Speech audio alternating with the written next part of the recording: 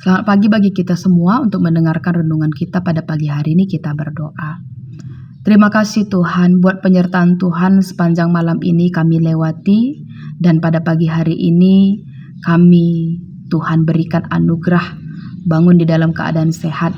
Kami siap untuk melakukan aktivitas kami Tuhan, tapi kami mau awali semuanya dengan mendengarkan firman Tuhan. Berbicaralah Tuhan, kami siap untuk mendengarkannya. Di dalam nama Yesus kami berdoa. Amin. Saudara-saudari yang terkasih di dalam Yesus, firman Tuhan yang menjadi renungan bagi kita pada pagi hari ini diambil dari 2 Timotius 2 ayat 11 sampai 12. Beginilah firman Tuhan. Benarlah perkataan ini, jika kita mati dengan Dia, kita pun akan hidup dengan Dia. Jika kita bertekun, kita pun akan ikut memerintah dengan Dia. Jika kita menyangkal Dia, Dia pun akan menyangkal kita. Saudara-saudari yang terkasih, renungan kita pada pagi hari ini mengingatkan kita, kesetiaan kepada Yesus Kristus senantiasa memiliki konsekuensi. Tetapi kita juga ingat, ada tetap janji kemuliaan Tuhan. Rasul Paulus mengingatkan ada 3 hal yang perlu kita renungkan. Yang pertama, jika kita mati dengan Dia, kita akan hidup dengan Dia. Mati di dalam ayat ini bukan hanya berbicara tentang kematian fisik, tetapi tentang bagaimana kita mati terhadap keinginan diri dan juga terhadap ego dan kehendak pribadi kita. Setiap pagi tentu kita diperhadapkan dengan pilihan, hidup menurut daging atau hidup menurut roh. Dan yang kedua, jika kita bertekun, kita akan ikut memerintah dengan Dia. Bertekun berarti ada kesetiaan untuk kita lakukan dan mau melakukannya walau di dalam keadaan sulit sekalipun. Paulus memperlihatkan hal itu bagi kita.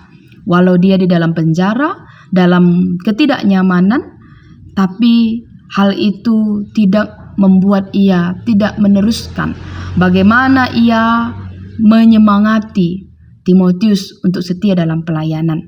Dan yang ketiga, ada peringatan yang sangat serius untuk kita dengarkan dalam firman Tuhan hari ini.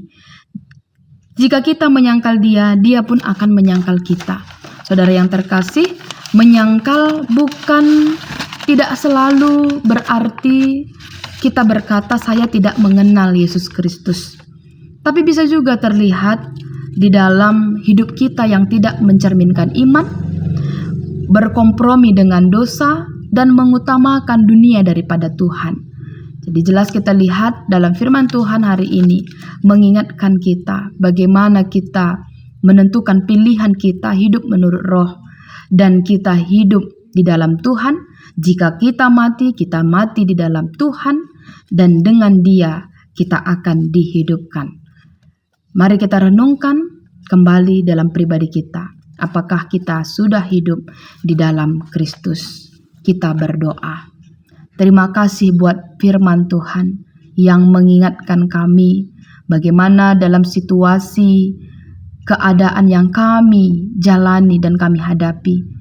Banyak tantangan dan banyak penderitaan, bahkan kesusahan. Tapi Tuhan ingatkan buat kami semua orang-orang yang percaya untuk senantiasa hidup di dalam Tuhan. Jika kami mati di dalam Kristus. Karena kami yakin dan percaya Tuhan, kekekalan dan janji kemuliaan Tuhan berikan bagi kami semua. Terima kasih Tuhan, di dalam nama Yesus kami berdoa. Amin.